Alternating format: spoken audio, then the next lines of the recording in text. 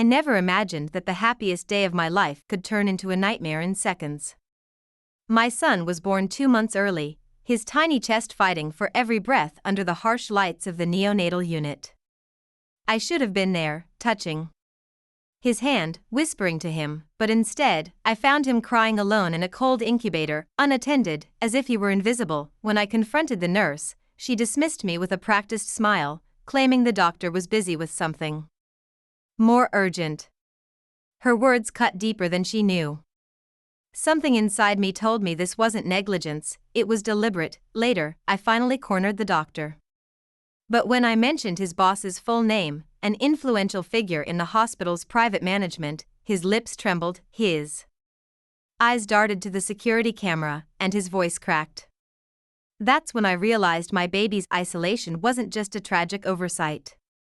It was part of something much bigger, and far more dangerous. Now, I'm determined to uncover why my newborn was being treated like a problem no one wanted to acknowledge.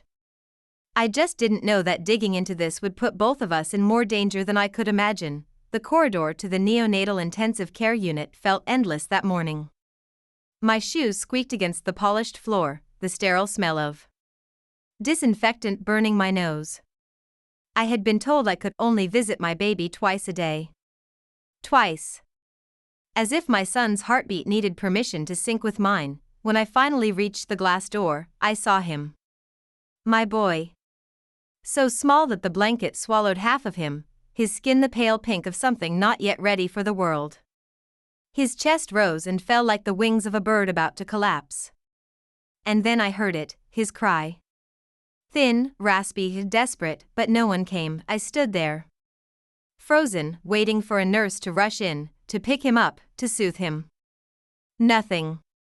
The other incubators had adults hovering over them, checking tubes and monitors, but his corner seemed abandoned. I pushed the door open, my visitor badge swinging against my chest.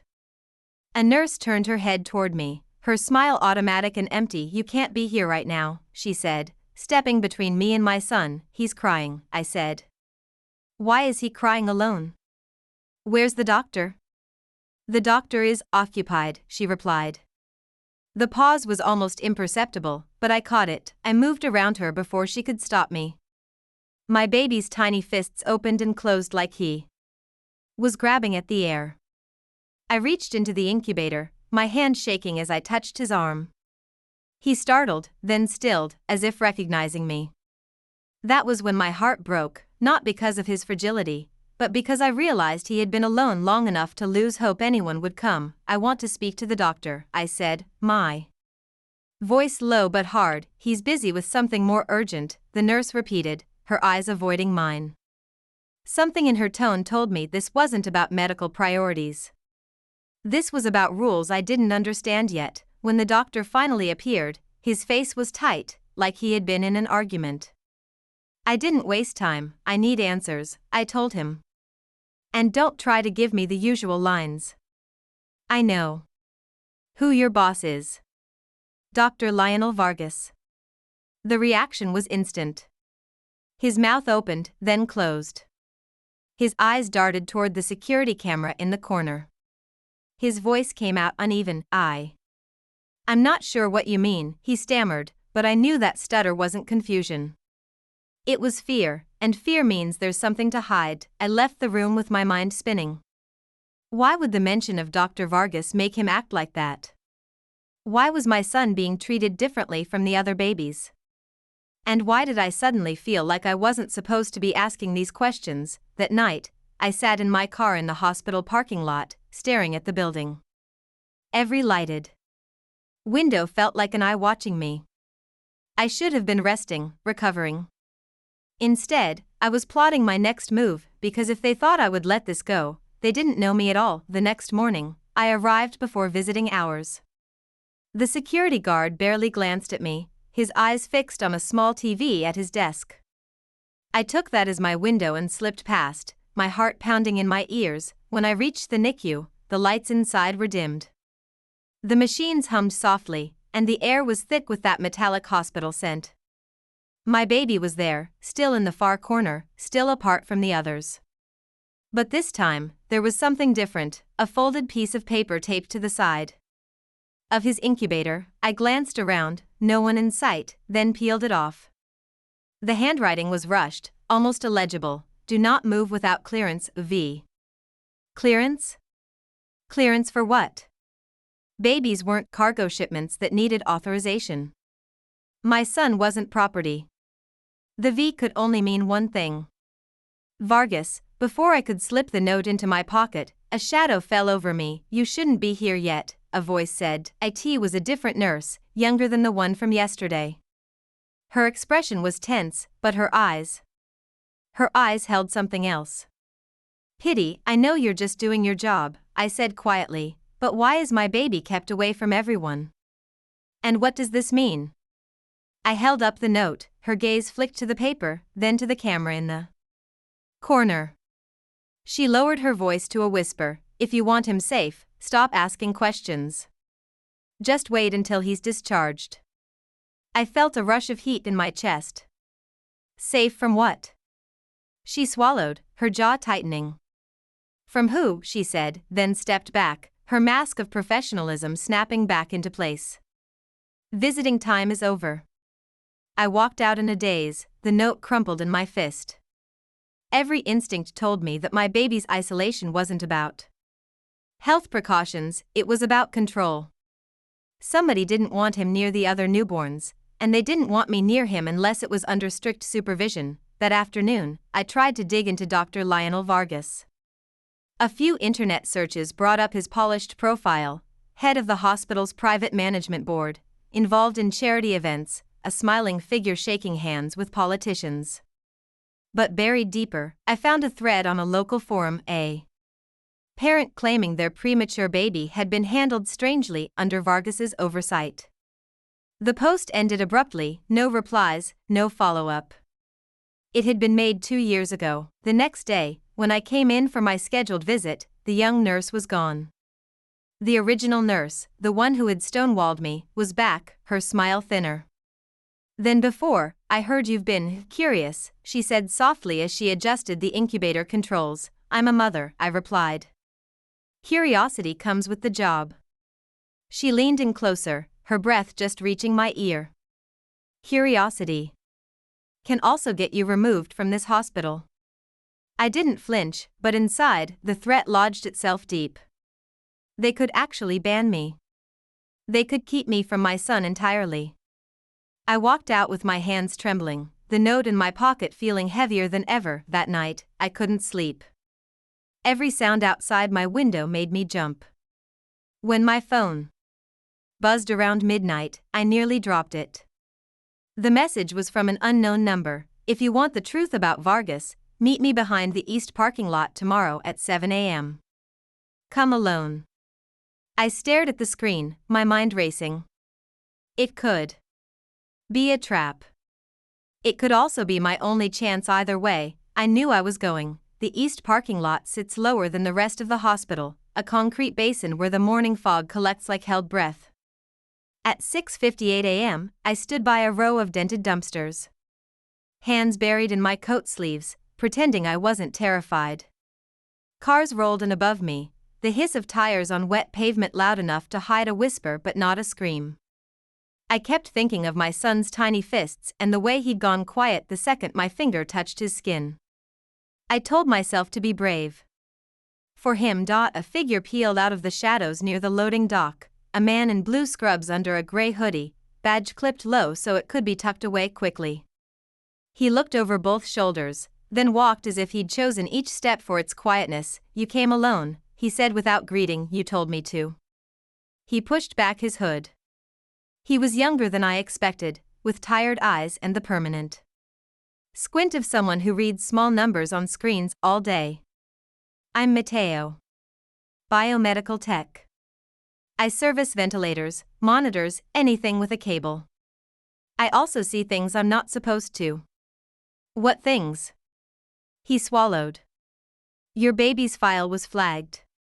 Flagged for what? Priority handling. Per board directive. He hesitated. Per Vargas. The wind lifted the smell of garbage and disinfectant. Priority handling means what? Because what I'm seeing is isolation and neglect.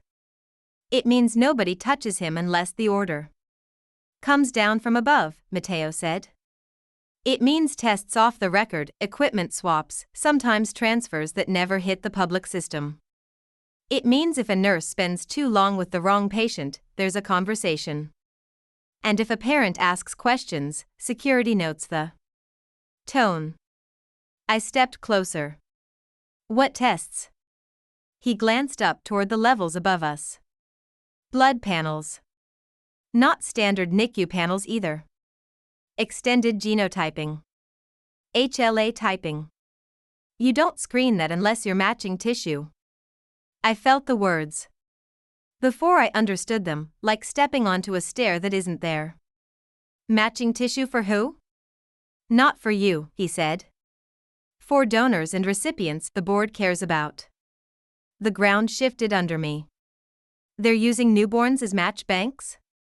Without consent? Not all. Only the ones that meet criteria. Prematurity gives access, more blood draws, more justification. And if a baby's profile pings a private clients list, he let the sentence die. Every part of me wanted to reject it outright, to call him a liar, a conspiracy addict who'd found me at my weakest. But my son's corner. The note. The stutter when I said Vargas. Pieces clicked together with a sound like a lock turning. Who's the client? I asked. Matteo shook his head. I don't know. That's sealed above my clearance. But I know they're preparing a transfer. Quiet one, probably to the satellite wing with no cameras in the hall. How do you know? Because last night I serviced a transport incubator that's never used unless legal pre-clears it. And this morning your baby's bracelet ID was duplicated in the system. 2 bracelets. Same number. I didn't realize I'd grabbed his sleeve until he looked at my fingers. I released him. I need proof. I need anything concrete. He reached into his hoodie and pulled out a flash drive on a frayed red lanyard. I copied a maintenance log and a few deleted order tickets. It's not enough to nail them, but it shows unusual access and timing around your baby's station. If you go to the press, they'll say it's a glitch. But if you get more, how? My voice tore on the word. There's a window between 8:15 and 8:25 when the cameras on the east side recycle. If you go through the wound care corridor, you can enter the NICU through the service door. The alarm's on delay. I've seen nurses use it to slip out early. You'll have maybe 3 minutes before anyone realizes. Your goal is the paper orders. Vargas hates electronic trails. Everything real is still on paper in a yellow folder on the inner desk. I tried to hear the part of me that knew better. The part that says this is the line, this is where you stop and trust the system. Instead, I imagined a van with no windows and the word transfer stamped across a clipboard. Why are you helping me? He hesitated too long. Because I had a sister, he said finally. She died waiting for a match we could never afford. I know what desperation looks like. But this is not matching. It's hunting. Footsteps clicked on the ramp above us. Matteo's head snapped up. A security guard paused, scanning the lot, then moved on. Come at 8:17, Matteo whispered. And record everything. Don't confront. If they corner you, cry and say you're lost. Make them underestimate you. I tucked the flash drive into my coat, feeling its hard edge against my ribs like a second heart. If this is true, I will burn them down. He almost smiled. Be careful which wire you cut. The board keeps the lights on in this whole city. We separated without looking like we had. I climbed the stairs, walked the long corridor with the posters about handwashing and hope, and waited in a bathroom stall until my phone read 8:16. Then I walked. The wound care corridor smelled like bleach and wet paper. I passed carts with sealed bins, a wall-mounted dispenser taped over with a handwritten out of order. At the end of the hall, The service door looked like any other, no sign, just a keypad and a red light. I pressed the bar, and for 2 endless seconds nothing happened. Then the latch clicked. A soft alarm began to chime somewhere far away, like a polite request. I slipped inside, hugging the wall. The inner desk was ahead, half hidden behind a column of cabinets. I could see the corner of a yellow folder under a stack of intake forms. Monitors beeped all around me like a chorus that didn't know the song. I forced my steps to be even, normal, bored. I reached the desk. I slid the folder free. Inside, a transfer form with my name printed, a signature that looked like mine but wasn't, and a destination field left blank except for initials, LV. A shadow formed on the desk. I turned, the folder clutched to my chest. Doctor Vargas was standing behind me. He was not smiling. And in his left hand, he held my son's bracelet, the duplicate, dangling on its plastic loop like a key. Vargas's eyes didn't blink. They were the kind of eyes that knew when to look through you instead of at you, dissecting what you were worth before deciding whether to keep you breathing. The duplicate bracelet swung gently between his fingers, the motion deliberate, taunting. You're early, he said, his voice smooth as the leather on his tailored shoes. And you're in the wrong place. I tightened my grip on the yellow folder. Why does my son have 2 bracelets? That, he replied, stepping closer, is an administrative oversight, which you will now hand back to me.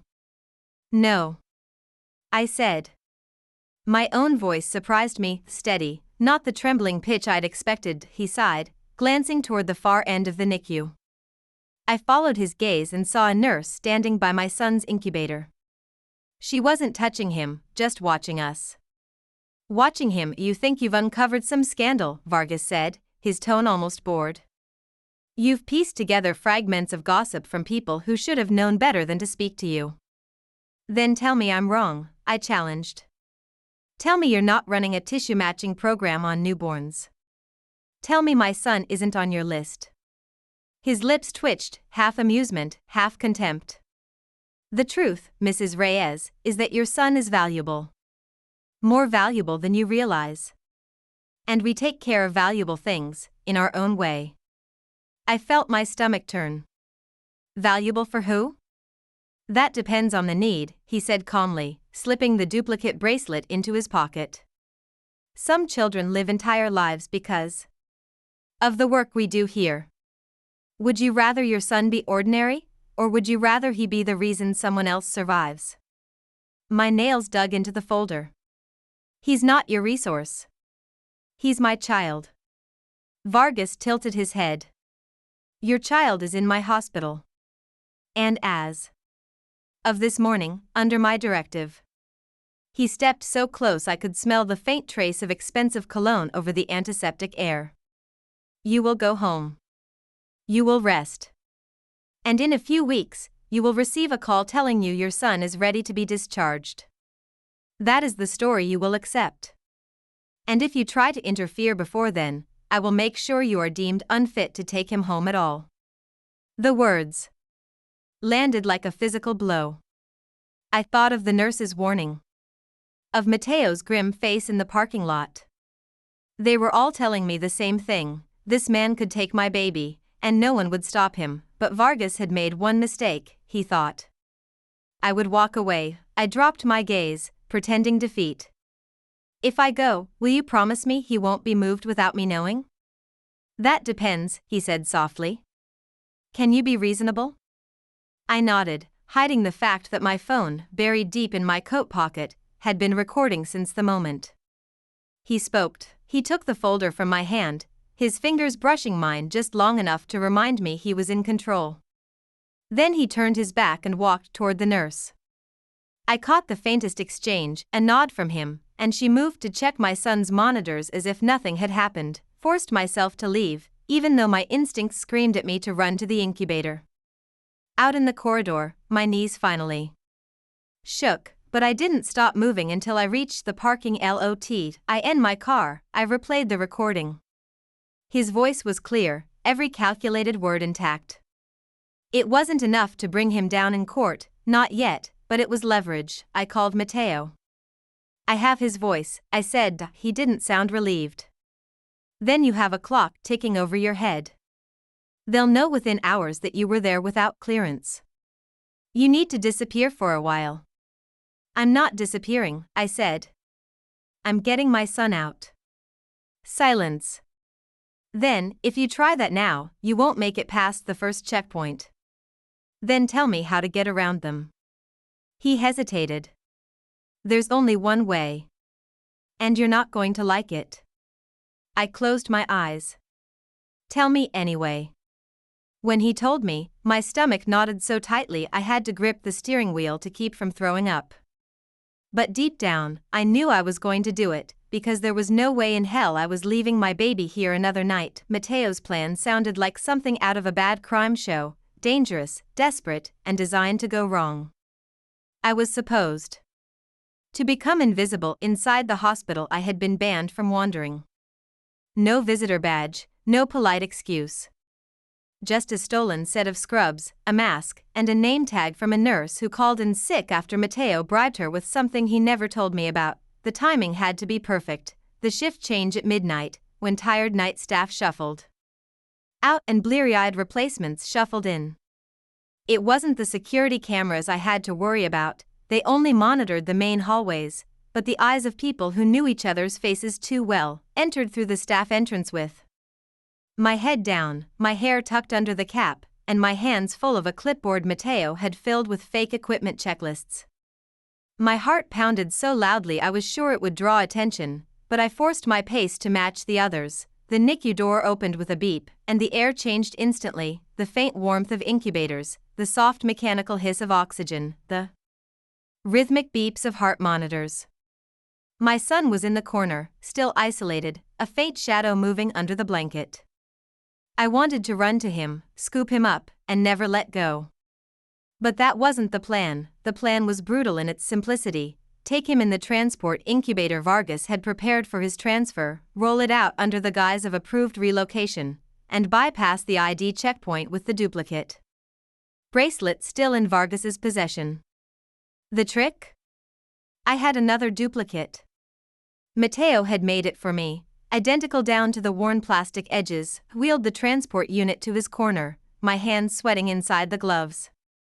The nurse on duty looked up from her chart. You're early for the pickup. I forced a shrug. Orders changed. No one tells us anything, right? I held up the clipboard, avoiding her eyes. She muttered something about management being management and went back to her paperwork. My son was lighter than I remembered. When I lifted him from the incubator, his tiny body tensed for a moment, then relaxed against the warmth of my hands. I whispered his name, barely breathing it, and secured him inside the transport unit. The hallway felt a mile long as I rolled him toward the east exit. I kept my eyes on the floor, pretending I belonged. A security guard at the checkpoint scanned the bracelet without a word. The light flashed green. I almost believed we were going to make it then. A voice behind me, stop right there. It was Vargas. His footsteps were unhurried, but every click of his shoes made my pulse spike. He stopped just behind me, close enough for me to smell the same cologne. You're going the wrong way, he said. I turned slowly.